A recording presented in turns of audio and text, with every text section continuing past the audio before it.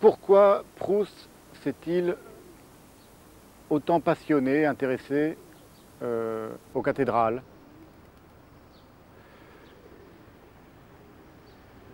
Il y a plusieurs raisons à cela. Il avait, en 1908, donc juste au moment de commencer la rédaction proprement dite de ce qui allait devenir À la recherche du temps perdu, il concevait la recherche comme non pas comme un ensemble, non pas encore comme un tout, mais comme une série d'essais différents. Il avait écrit à Louis d'Albufera en 1908, j'ai en projet une étude sur les femmes, une étude sur l'homosexualité, un essai sur ceci, un essai sur cela, et un essai sur les vitraux. Et très vite, cette série de projets va se fusionner en ce qui va devenir en une petite décennie à la recherche du temps perdu. Ce qu'il est important de comprendre, c'est que pour Proust, d'abord, la cathédrale, c'est une structure. Et il compare, donc en amont, un peu avant de commencer la recherche, il prévoit déjà un essai, ce que lui appelle un essai, ce que lui annonce comme un essai sur les vitraux, parmi d'autres études et essais thématiques, d'une certaine manière, qui vont venir s'insérer dans la recherche. Et tout à la fin du temps retrouvé, donc à la fin de la recherche du temps perdu, il compare, dans des pages célèbres, la construction de son roman. Alors il dit non pas, je ne comparerai pas mon roman ou le roman que je dois faire, puisqu'on sait que la recherche du temps perdu se termine par le roman à faire, alors que le roman est concrètement achevé et parachevé, puisqu'on est en train d'en lire la fin. Je ne comparerai pas mon roman ambitieusement à une cathédrale, mais à une robe. Pourquoi dit-il cela? Parce qu'il est en train d'expliquer que, et c'est ça finalement l'une des ambitions majeures de Proust, c'est d'aboutir à un roman dans lequel tous les plans, tous les éléments, tous les fragments soient structurés, architecturés, reliés avec le plus de grâce et de solidité envisageable, comme le sont les milliers de chefs-d'œuvre qui constituent, les chefs-d'œuvre sculptés qui constituent une cathédrale. C'est bon, je continue, Jean-Luc, tu me dis si... C'est bon pour le son ou pas? Donc le premier parallèle, il est fait par Proust.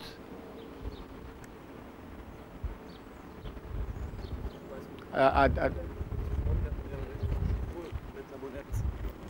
remette ça comme ça, voilà. Parce que, excuse-moi.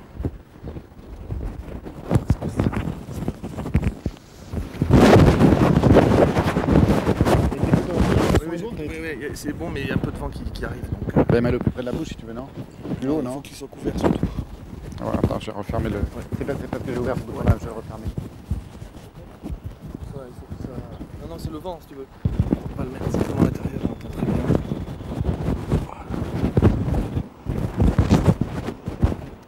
Voilà. C'est bon? Donc c'est une des preuves, c'est la première comparaison, la première métaphore, on pourrait dire, cathédralesque de Proust, c'est la structure.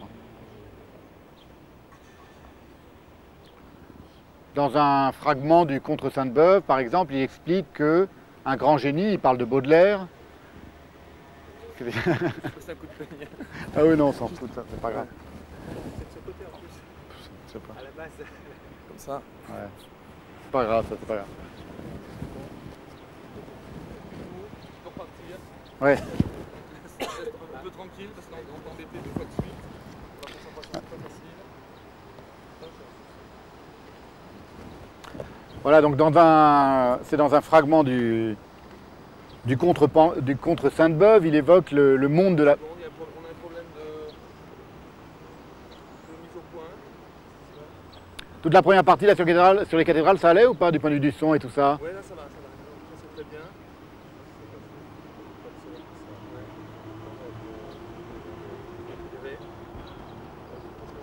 On décalera un peu vers là. On va un peu de place.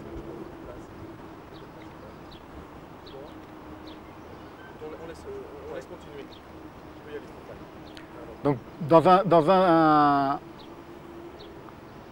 un passage du contre Sainte-Beuve, il évoque le monde de la pensée de Baudelaire, qui est comme un pays inconnu dont chaque poème est un fragment. Donc il y a chez Proust cette idée très ferme de l'architectonique d'une pensée. Et c'est une des raisons, ce n'est pas la seule, mais c'est une des raisons qui lui font comparer sa propre écriture à l'architecture d'une cathédrale. Il explique qu'il y a un autre aspect, qui est l'aspect de l'infinitude de l'écriture. On sait comment il travaillait concrètement, comment il développait, il déployait en permanence des paperoles, ce qu'on appelait des paperoles. C'est-à-dire qu'il approfondissait sans cesse davantage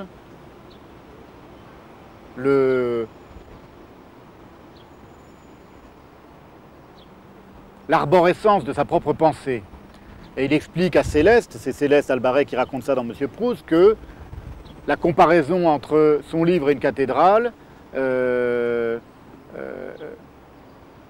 signifie aussi... Donc c'était vraiment une métaphore, une comparaison qu'il reprenait, qu'il a repris en permanence, de comparer la recherche du temps perdu à une cathédrale. Il explique donc à Céleste que si on peut comparer son livre, son roman à une cathédrale, c'est aussi parce que dans une cathédrale, rien n'est jamais fini. On peut toujours rajouter une petite sculpture ici, un vitrail là, un tableau dans l'abside, etc. Donc c'est vraiment, d'une part, c'est une structure extraordinairement élaborée, une cathédrale, et la recherche du temps perdu, et d'autre part, c'est une structure ouverte, qui n'est pas close, qui n'est pas finie. Alors ça aussi, c'est une des raisons pour lesquelles il a comparé en permanence la recherche à une cathédrale.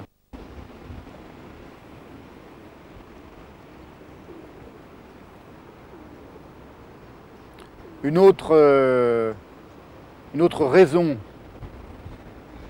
chez Proust, un peu plus profonde déjà, de concevoir la recherche comme une cathédrale, c'est, on pourrait appeler ça d'une certaine manière, le caractère invisible de la beauté. Et dans des lettres à Madame Strauss, dans plusieurs textes, y compris un texte qui est une longue réflexion autour de Ruskin. Alors, il y a l'influence de Ruskin, bien sûr, la Bible d'Amiens, c'est-à-dire que dans l'autre sens, dans l'autre direction, si on veut, de la métaphore, il y a l'idée qu'une cathédrale, c'est un livre de pierre, c'est un magma, mais le mot magma correspond assez peu, c'est un bouquet pétrifié de phrases, de mots hiéroglyphiques qu'on ne sait plus lire, mais qui attendent d'une certaine manière leur décrypteur, leur lecteur, depuis 12 siècles. Et c'est un bosquet, on pourrait dire, ou un buisson de pierre, une Bible de pierre, dit très exactement Proust en reprenant une métaphore de Ruskin,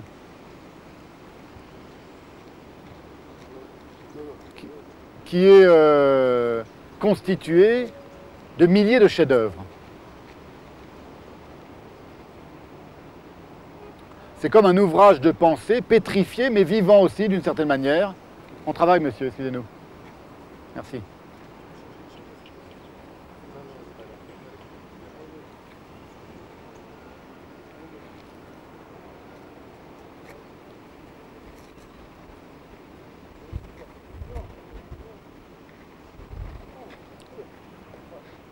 C'est bon, laisse. Et donc,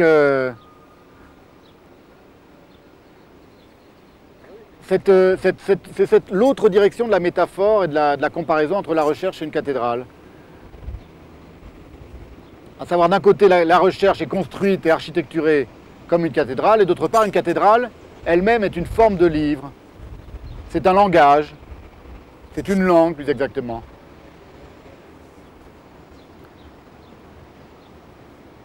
Et alors là, c'est la part, d'une certaine manière, midrashique, on pourrait dire, de la pensée de Proust. Parce que s'il dit c'est une Bible de pierre, c'est pas un hasard. C'est évidemment, il y a sur le porche de Notre-Dame et de l'ensemble des cathédrales des dizaines, des centaines, des milliers de figurines issues, tirées extirpées de l'Ancien Testament. Il y a des prophètes, et puis les scènes elles-mêmes du Nouveau Testament sont elles-mêmes d'une certaine manière, sont en soi des citations décalées de l'Ancien Testament. Donc il y a une connexion très intense entre les bas-reliefs, les sculptures, l'ornementation extérieure d'une cathédrale et la Bible. Et toujours pour aller dans le sens de cette idée-là, il y a surtout chez Proust la conviction que cette humanité, dans une lettre à Madame Strauss, il parle d'une humanité qui fleurit sur le porche d'une cathédrale, et qui est une humanité beaucoup plus charmante, une humanité qui a 12 siècles d'âge. Il parle des petites figurines, de l'ensemble des statues, qui est beaucoup plus charmante, dit-il, que celle que nous connaissons. Et cette humanité, ce peuple des figures, des figurines, des sculptures, des bas-reliefs qui ornent la cathédrale, elles attendent, je disais tout à l'heure, leurs lecteurs, et elles attendent avec une grande patience, parce que d'une certaine manière, elles sont sculptées à même l'éternité du temps, un œil qui saura les remarquer, qui saura les voir. Elles sont invisibles, parce qu'elles sont placées trop haut, explique Proust, pour la plupart d'entre elles, parce que les gens passent devant la cathédrale et qu'ils ne s'aperçoivent pas de ce qui est là. Mais pour quelqu'un, il est capable, par exemple, pour aller voir et étudier le sourire d'une petite statue dont il a lu la description chez Ruskin, de faire le voyage jusqu'à Rouen pour aller voir la cathédrale de Rouen et aller s'imprégner du sourire de cette petite statue. Donc il sent qu'il y a là toute une peuplade de mots et de phrases pétrifiées qui l'attendent, lui, Marcel Proust, pour être lu et entendu et écouté. Monsieur, soyez gentil, on travaille, soyez gentil. Comment vous appelez? Venez, 2 secondes, venez 2 secondes. Comment vous appelez? Je me chauffe un peu là. Ouais, je t'en prie. L'histoire derrière, je vais essayer de virer la bouteille qui est derrière. S'il te plaît. Ça tourne. Alors on peut y aller quand tu veux, Stéphane. C'est bon? Donc j'en étais à l'idée de la Bible de Pierre, à savoir qu'une cathédrale, au fond, c'est un ouvrage à déchiffrer, à décrypter, écrit d'une certaine manière en partie en hébreu, fait de mots, de phrases, de fragments de bibliques pétrifiés. C'est pour ça que Proust, dans ses études sur Ruskin, en particulier, évoque une véritable Bible de Pierre. On sait que c'est le titre évidemment d'un texte de Ruskin, la Bible d'Amiens. Et c'est important qu'il fasse référence à la Bible, à l'Ancien Testament et pas seulement au Nouveau Testament. Parce que c'est évidemment un ouvrage, une réalisation, l'idée même d'une cathédrale de la théologie catholique, c'est une évidence. Mais ce que Proust retrouve derrière cette théologie pétrifiée, c'est d'une certaine manière ce qu'on peut appeler un midrash de Pierre aussi.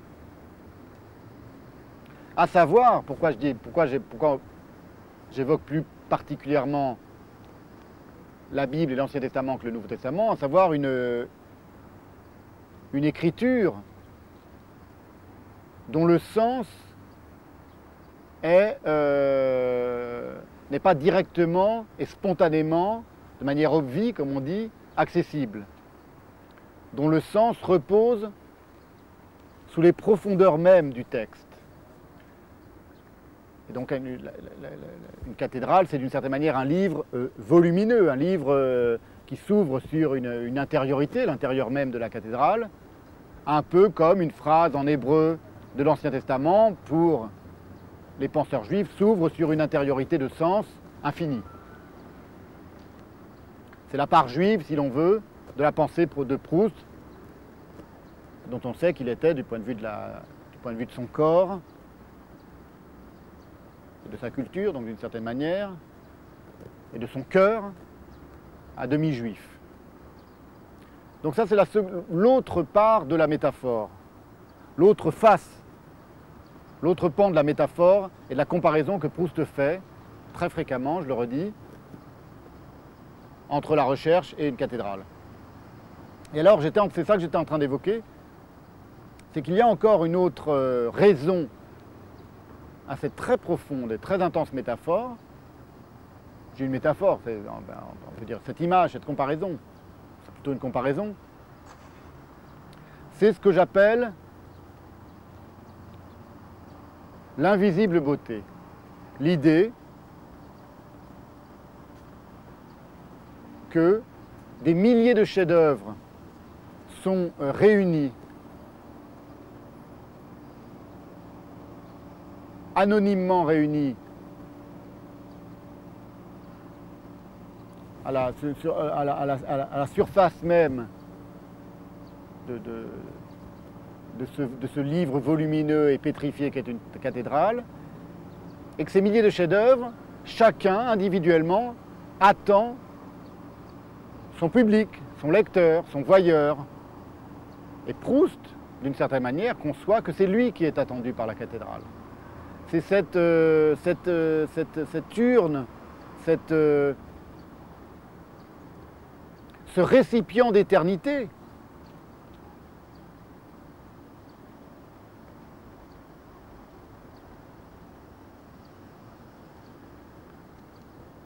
ce microcosme de temps à l'état pur, comme il qualifiera lui-même le fruit d'une certaine manière de sa recherche,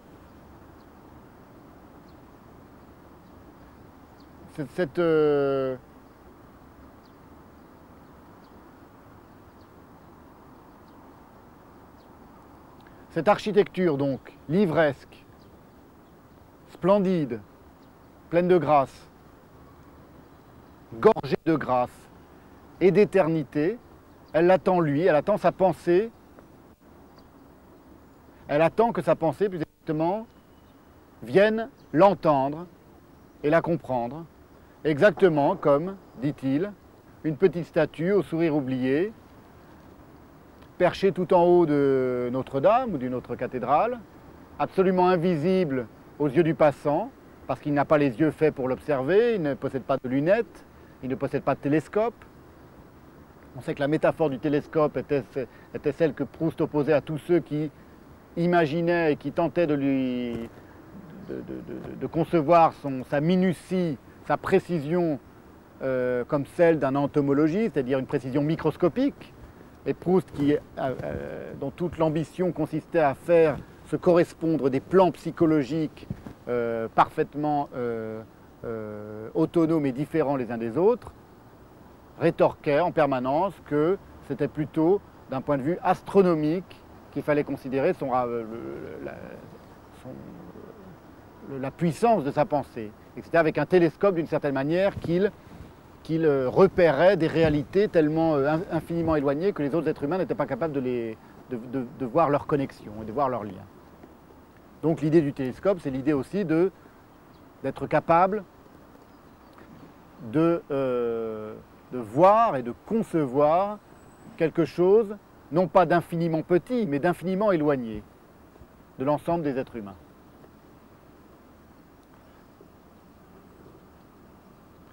Donc cette question de la beauté de ce qui est invisible et de ce que la pensée peut atteindre, parce que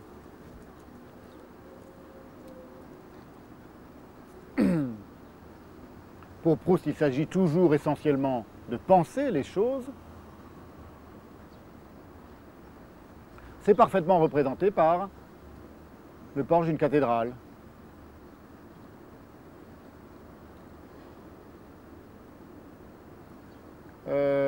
Maintenant, ce serait pas mal d'illustrer par une lecture, parce que je tourne autour du texte auquel je pense. On le fait maintenant ou Oui, on le fait maintenant. Ça va là, c'est tranquille, non? On fait le plan un peu en contre-plongée que vous voulez faire sur la lecture? Non, je préfère continuer maintenant dans le fil de ce que j'ai en dire. Et puis après, j'en ai plusieurs de lectures à faire, hein, tu vois. Et comme là, je suis en train de penser à certains textes, autant les faire maintenant avec la cathédrale en fond. Surtout celui qui parle des cathédrales, parce que si au moins on arrive à faire cette lecture-là, après on... Ouais, mais je vais la dire, comme ça tu l'auras en rush, tu l'auras en archive, je veux dire. Alors attends, par contre, c'était dans...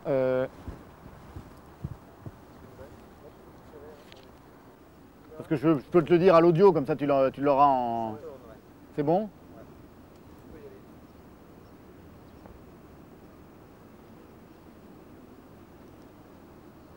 Donc voilà ce qu'écrit Proust dans un texte qu'il a écrit... c'est un fragment inédit, enfin pas inédit, c'est un fragment qui n'a pas été retenu à l'intérieur d'un texte, d'un essai, d'une petite étude de Proust, dont le titre est « En mémoire des églises assassinées », qui est toute une réflexion autour de Ruskin sur les cathédrales qui ont été abîmées par les bombardements pendant la Première Guerre. Et voici ce que dit Proust dans ce fragment, ce petit fragment inédit.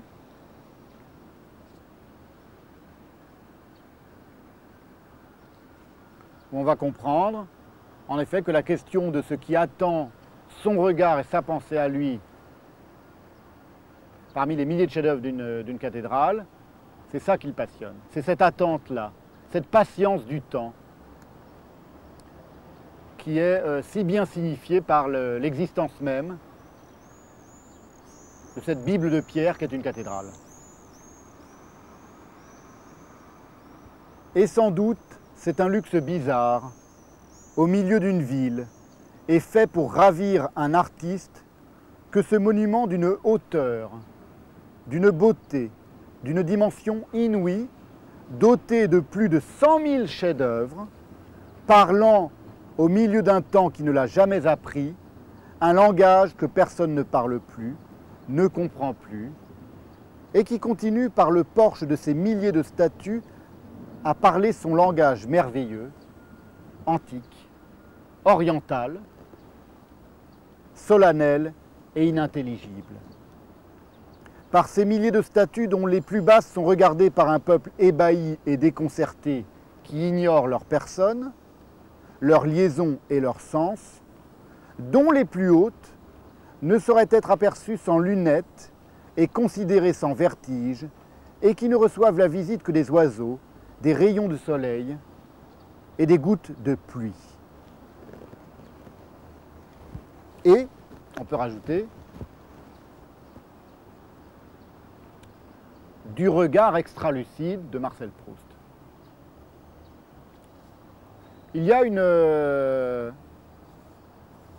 un récit qu'il fait à Céleste. Ça va pour le... C'est bon? Vous m'arrêtez hein, s'il y a un problème. Mais c'est pas grave s'il y a des gens qui passent derrière, c'est un peu vivant, tu vois.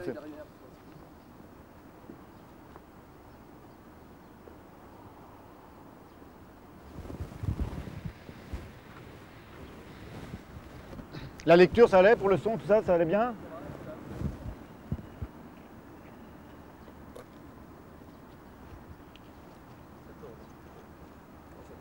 Bon, donc, je sais plus, vous aviez coupé à quel moment? T'avais fini sur la lecture Et sur le regard extra-lucide de Marcel Proust. de Marcel. Tu l'as cette phrase, tu as chopé ça? Ouais, ça c'est bon. Oui, alors si on attend un peu. Franchement, hein. On est parti. Ouais, le mec il travaille. Ouais, puis c'est pas grave en fait. Allez-y, monsieur. D'accord. Oui, il n'y a pas de problème, monsieur, il n'y a pas de problème. Vous me dites quand je démarre. Hein. C'est bon. C'est bon? Mais il n'y a pas la lumière rouge là, c'est normal? Sur la tienne?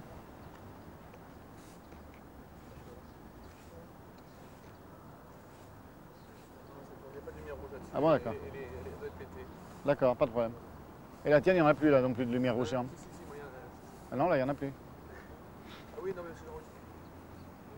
Vas-y, parle encore, s'il te plaît. Ouais, je disais, tout à l'heure, il y avait. Voilà, là, il y a une lumière rouge. C'est bon? C'est bon ou pas? Oui, c'est bon. C'est bon. Donc, je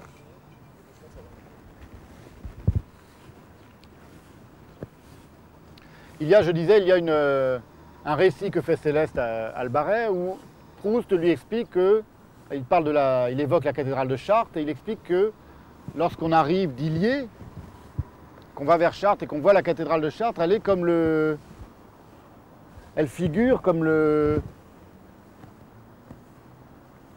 cadran d'une horloge qui n'aurait pas d'aiguille. Et dit-il, c'est logique puisque finalement, elle symbolise l'éternité. Donc il y a évidemment, c'est la dernière strate, si l'on veut, de l'amour et de la profonde compréhension que Proust avait de la mystique des cathédrales, c'est le rapport au temps.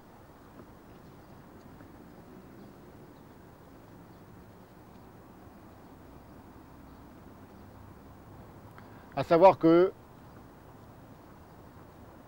il y a entre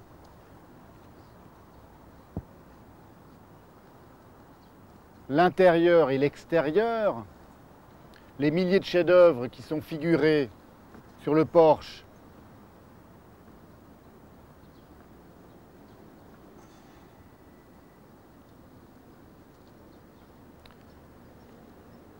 et la plénitude silencieuse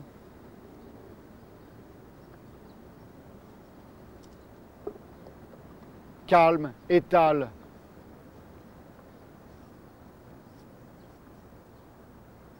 ombragée, tranquille, musicale aussi, pleine de ferveur et de méditation qui gît et qui règne à l'intérieur de la cathédrale, il y a entre ces deux pans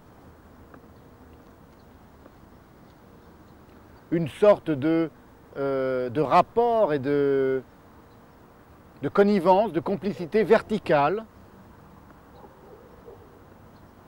car après tout une cathédrale c'est quand même quelque chose qui s'élance vers le ciel évidemment, et qui est conçu comme un élancement,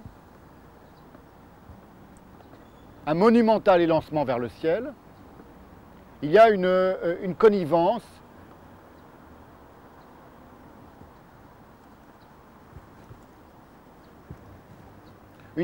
d'éternité, je dirais, qui n'est pas sans évoquer, à mes yeux, à moi, la fin de la recherche du temps perdu et les phrases célèbres sur les hommes qui sont juchés sur des immenses échasses de temps, et où il se conçoit lui-même d'une certaine manière en train de concevoir le projet de son roman, mais en réalité en train de le parachever, puisqu'on arrive à la fin de la recherche. Bon, bonjour monsieur. Bonjour monsieur. Bonjour, vous pouvez me tenir ça une seconde? Non, je suis en train de travailler monsieur. Oui. Merci monsieur. Je ne dis pas merci à moi. Alors comment vous allez? Vous avez trop de bordel? Déjà on a la cathédrale, hein. Je sais pas. D'accord. C'est bon? Je continue? C'est pas plus... Finalement, il faut peut-être garder les mecs qui nous dérangent et tout, parce que c'est tous les paranos du coin et tout ça. Ouais, ça met un peu de vie, c'est vrai. C'est tous les foulis, quoi. Heureusement que j'ai un frère psychiatre. Voici comme Proust, il avait un frère médecin. Moi, j'ai un frère psychiatre et je sais exactement comment faire avec les paranos. Surtout pas d'agressivité. Dès que tu es calme et tout, parce qu'ils s'attendent à l'agressivité et ils attendent d'une certaine manière l'agressivité. Ils souhaitent presque l'agressivité. Parce que vu qu'ils sont troublés par les voix qui leur parlent en permanence. Donc tu rassures un petit peu, le mec il se barre, hein, t'as vu? Pareil avec l'autre. Hein? C'est le vin blanc qui lui a causé trop. Oui, c'est ça, oui. C'est aussi le vin, oui. Donc, il y a un rapport de connivence avec le parachèvement, c'est ce que j'étais en train de dire, le parachèvement de la recherche, où Proust se conçoit finalement comme dans une forme de résurrection, doté d'une jeunesse et d'une éternité qui est celle de son génie et qui est celle de la création littéraire, le temps à l'état pur, ce qu'il appelle ailleurs dans une lettre à Binet-Wallner, je crois qu'il s'appelle, qui était un écrivain, un littérateur absolument sans intérêt, qui avait fait un roman qui s'appelait Lucien, dont le titre était Lucien, et qui évoquait un homosexuel et auquel surtout Proust, dans une lettre à Gallimard, explique qu'il ne veut surtout pas être comparé parce que ce qu'il fait lui n'a rien à voir. Et en effet, ça n'a rien à voir. Mais en tout cas, dans une lettre à ce Binet-Wallner, auteur de ce Lucien, il dit littérature, quel vilain mot quand on ne cherche qu'à entasser des comprimés de vie. Donc un petit peu de temps à l'état pur, des comprimés de vie, une temporalité verticale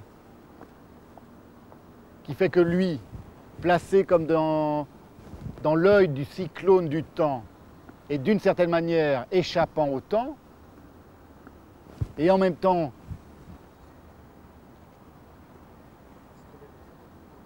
concentrant en lui, je parle de Proust, un peu de temps à l'état pur, et même beaucoup de temps à l'état pur, il n'est pas improbable, donc, disais-je, que cette expérience-là de l'événement avec un E majuscule, de l'érégnis, pour employer un vocabulaire heideggerien, Proust l'ait d'abord éprouvé en fréquentant les cathédrales. C'est même une évidence. Donc voilà, donc si je crois que j'ai évoqué à peu près toutes les parties que...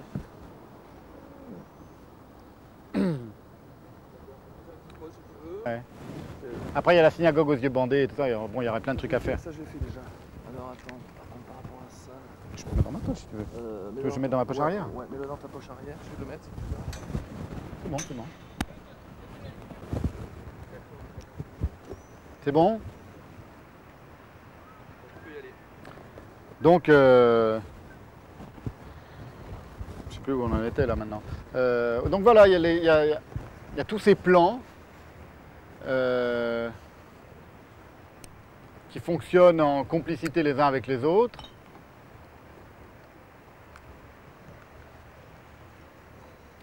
Et qui permettent de comprendre, selon moi, la profonde importance que revêt la cathédrale, le phénomène même de la cathédrale pour Proust.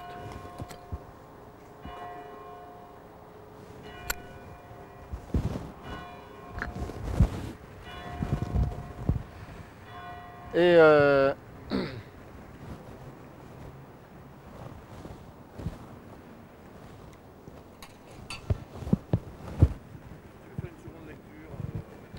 ouais, attends, j'essaye de me rappeler si j'ai pas oublié des détails. Des trucs, les lectures, c'est le plus facile, donc on les fera après. Non, bon. C'est pas mal la fin sur les Regnis et tout ça, non? C'est bien ça, c'est bien, ouais. Tu peux peut-être amorcer par rapport à ton livre, t'as pas trop parlé de ton livre en fait. Non, mais ça sera plutôt sur le... Pour l'instant, c'est pas... j'en parle pas trop des cathédrales, tu vois, je les évoque très rapidement, donc je préfère...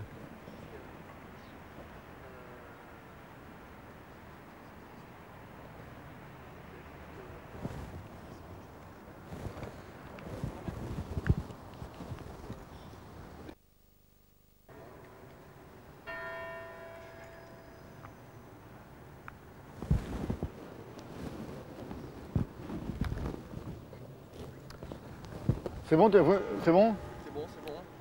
Donc voilà, je vais vous lire un passage de la...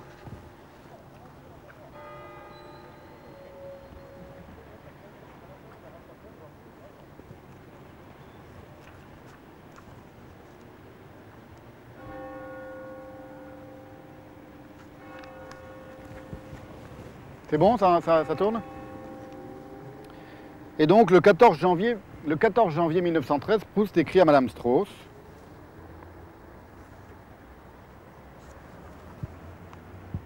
et il lui dit: j'avais tout préparé pour faire une station en plein jour devant la porte Sainte-Anne de Notre-Dame de Paris, qui est derrière nous, on la voit. C'est celle de droite, hein, Jean-Hugues, la porte de la Sainte-Anne. Hein. Donc c'est celle qu'on voit. Hein. Les cloches, ça va pour le son, c'est pas un problème? J'avais tout préparé pour faire une station en plein jour devant la porte Sainte-Anne de Notre-Dame de Paris, où il y a depuis 8 siècles une humanité beaucoup plus charmante que celle que nous fréquentons. Mais jamais les yeux de ceux qui passent devant elle ne se lèvent ni s'arrêtent. Ce sont des yeux pour ne pas voir, entre guillemets.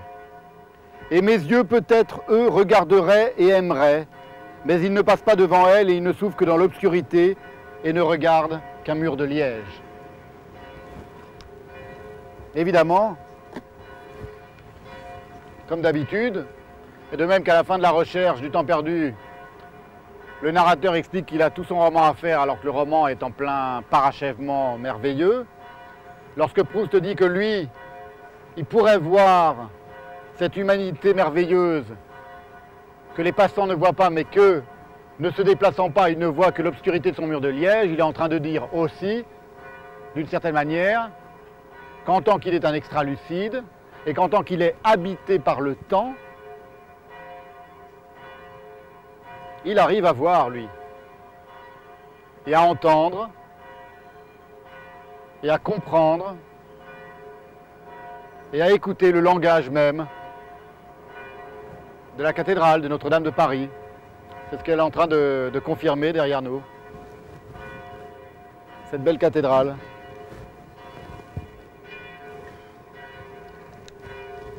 Alors il y a...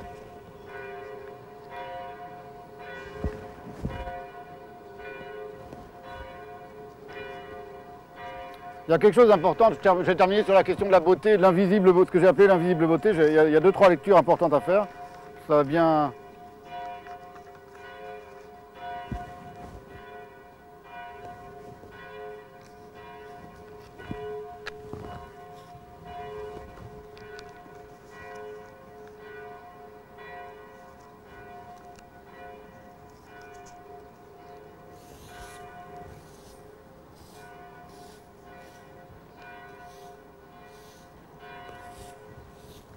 Voilà.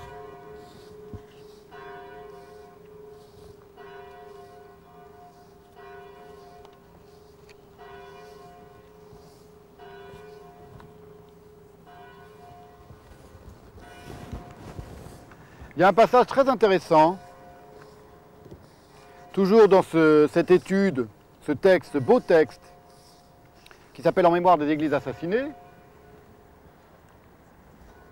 où justement, évoquant la Bible d'Ammien de Ruskin, Proust explique que la cathédrale, c'est la Bible en pierre. Le porche d'Amiens, il parle de la cathédrale d'Amiens, mais c'est aussi valable pour Notre-Dame, évidemment, n'est pas seulement dans le sens vague où l'aurait pris Victor Hugo, un livre de pierre, une Bible de pierre, c'est la Bible en pierre. Sans doute, avant de le savoir, quand vous voyez pour la première fois la façade occidentale d'Amiens, bleue dans le brouillard, éblouissante au matin, ayant absorbé le soleil et grassement doré l'après-midi, rose et déjà fraîchement nocturne au couchant, à n'importe laquelle de ces heures que ces cloches sonnent dans le ciel, et que Claude Monet a fixé dans des toiles sublimes, où se découvre la vie de cette chose que les hommes ont faite, mais que la nature a reprise en l'immergeant en elle, une cathédrale, et dont la vie, comme celle de la Terre en sa double révolution, se déroule dans les siècles et d'autre part se renouvelle et s'achève chaque jour. Alors, la dégageant des changeants de couleurs dont la nature l'enveloppe, vous ressentez devant cette façade une impression confuse mais forte.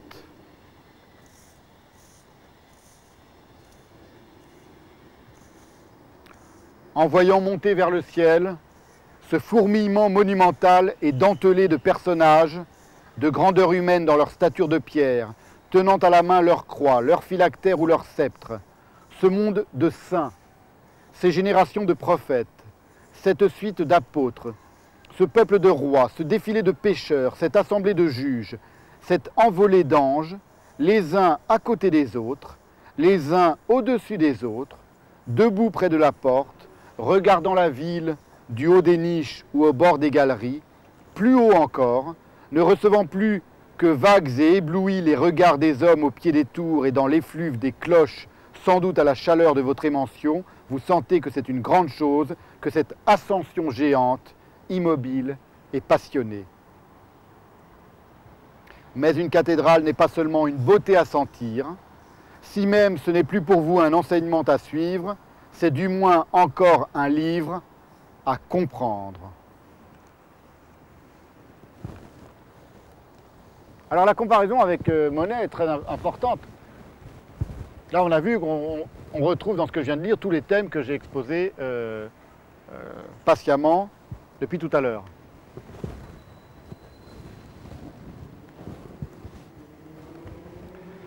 Parce qu'il y a un autre passage sur Monet à propos d'un tableau de Monet qui représente la brume au-dessus d'une rivière, où Proust explique que ce qui est extraordinaire dans ce tableau, c'est que Monet peint le fait que l'on n'arrive pas à voir, à cause de la brume, le paysage. Et il dit, il ne peint pas le paysage lui-même puisqu'on ne le voit pas,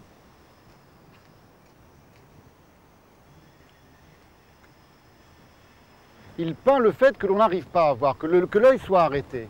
Il fait preuve, d'une certaine manière, et c'est en cela qu'il y a un rapprochement qu'on peut faire entre Monet et la cathédrale, et ce que j'ai dit de la cathédrale, de l'invisible beauté de la cathédrale.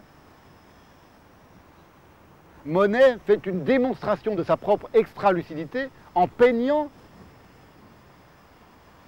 l'impossibilité, mais du coup en traversant cette impossibilité, pour celui qui regarde, de voir ce qui est dissimulé. Dissimulé en l'occurrence par la brume. Alors je vais lire ce passage et on va comprendre ce que je veux dire. C'est un fragment de Jean Santeuil. Hop là, et Jean Santeuil il est là. C'est dans un fragment de Jean Santeuil qui fait cette comparaison donc. Et je terminerai en évoquant un souvenir de Céleste qui parle du regard lui-même de Proust, qui parfois semblait se retourner vers l'intérieur de lui-même, ou pendant qu'il continuait de vous parler, et où on va bien comprendre pourquoi lorsque Proust parle de Monet, ou lorsque Proust parle d'une cathédrale, il parle évidemment toujours, aussi, en même temps, de son propre génie à lui, et de l'architectonique mystique, fabuleusement mystique, mystérieusement mystique de la recherche.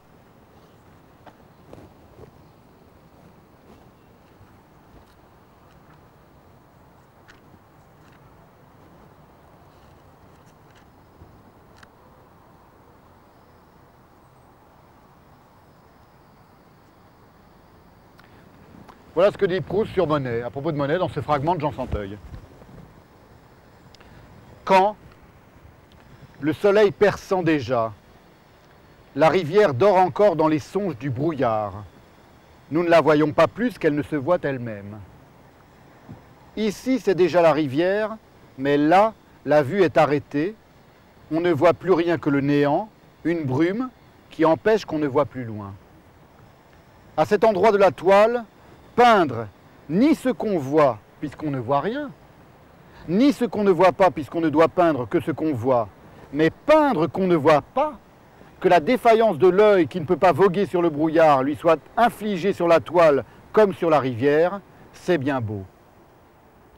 Et quand c'est une cathédrale, continue Proust, c'est beau aussi, car le portail qu'on ne voit pas est une bien belle chose, mais c'est une chose qui vit dans la nature. Et certaines heures de sa vie sont de ne pas être vues, d'être visitées par le brouillard, et qu'alors personne ne puisse approcher, et cette heure de sa vie est belle aussi. Parce qu'évidemment, le rapprochement qu'on peut faire avec la recherche, c'est que, en permanence, Proust va puiser, au sens presque d'un puisatier, au fond de sa propre pensée, des souvenirs et des fragments de mémoire involontaire qui sont invisibles à l'œil nu. Et c'est par l'extraordinaire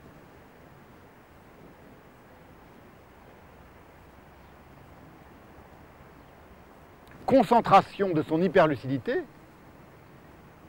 son génie, qu'il parvient à la fois à définir et à représenter et à dévoiler le fait que quelque chose est voilé, que quelque chose est dissimulé en nous, que nous ne cherchons quasiment jamais à rejoindre, et que lui parvient à rejoindre. Et en parvenant à le rejoindre, et c'est ça finalement le temps à l'état pur,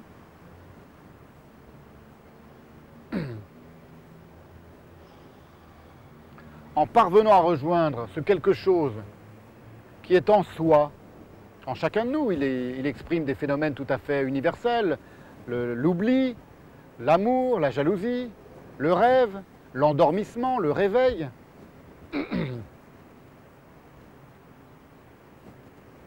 En parvenant à rejoindre ces fragments, ces parcelles de temps à l'état pur, Proust, d'une part, qu'est-ce qu'il y a? Je continue? Proust, d'une part, les dévoile, mais en même temps, il expose le voilement de cette réalité universelle et inouïe en même temps au sens propre. Et là, on est vraiment dans un battement qui est le rythme cardiaque de la recherche, d'une certaine manière, entre ce qui est à voir et ce qui ne se voit pas, ce qui est à concevoir et ce qui est inconscient,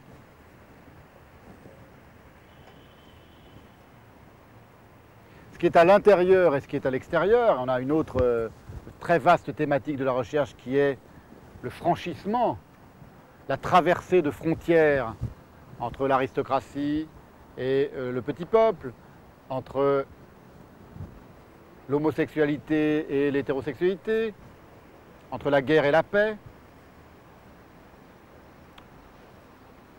entre les plaisirs de l'amour et les affres de la jalousie, entre les antidreyfusards, l'antisémitisme de certains salons et la judéité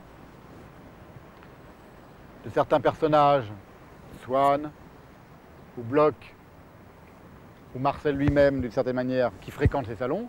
Donc ce passage permanent, cette traversée permanente hébraïque, puisqu'on sait que l'étymologie du mot hébreu signifie ceux qui passent, ceux qui traversent, c'est un des rythmes cardiaques majeurs de la recherche. Eh bien, cette palpitation-là, c'est quelque chose aussi qui est prégnant dans le rapport que j'évoquais tout à l'heure entre l'extérieur et l'intérieur de la cathédrale.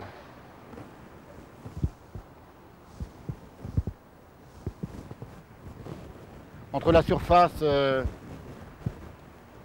plénière, si j'ose dire, du porche, de la façade de la cathédrale, on voit tout est donné à voir d'emblée, et l'intériorité qui est qui repose en arrière-fond de cette plénitude-là, et qui est une intériorité, comme je le disais tout à l'heure, une intériorité toute tendue par la verticalité de l'élancement de la cathédrale vers le ciel. Alors la dernière citation que je vais faire, c'est dans Monsieur Proust, c'est Céleste Albaret qui évoque ça. Je continue, Jean-Hugues. C'est la dernière, il y en a pour 10 secondes. Après la cassette, ben, c'est bon, je termine la cassette, c'est bon. Donc on vient de voir là que Proust fait un rapprochement qui est vraiment très pensé, c'est pas une simple image.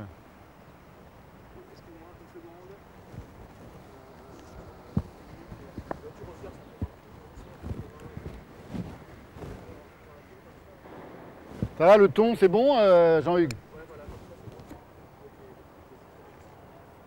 Ça te va, le rythme, tout ça? C'est très bien, comme ça c'est calme, ça permet de bien installer les choses. C'est pas mal, là, on a évoqué pas mal de trucs, non? On a déjà un film. Donc voilà ce que dit Céleste à propos du regard intérieur, ce qu'on pourrait appeler le regard intérieur de Proust.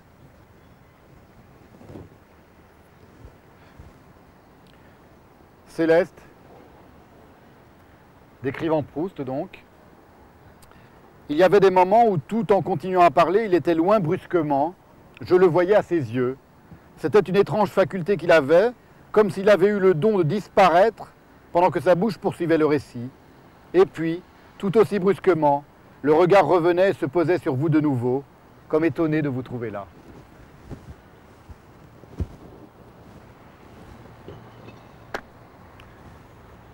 Voilà, on termine la cassette. Ouais, tu fais une phase de conclusion si tu veux. Tu vois bien on voit bien la Notre-Dame là ou pas?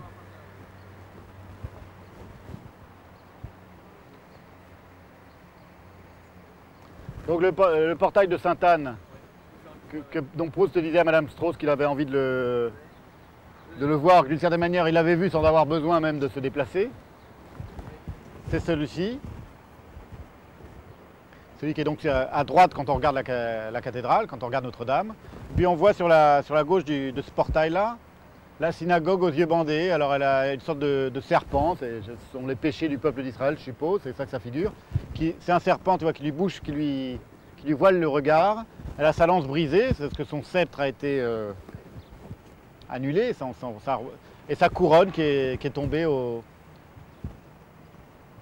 tombée par terre, parce qu'elle a perdu sa souveraineté, et que sa souveraineté est passée, selon la théologie traditionnelle catholique, au nouvel Israël qu'est le peuple de l'Église. Et c'est une interprétation, c'est évidemment l'interprétation traditionnelle de la théologie catholique.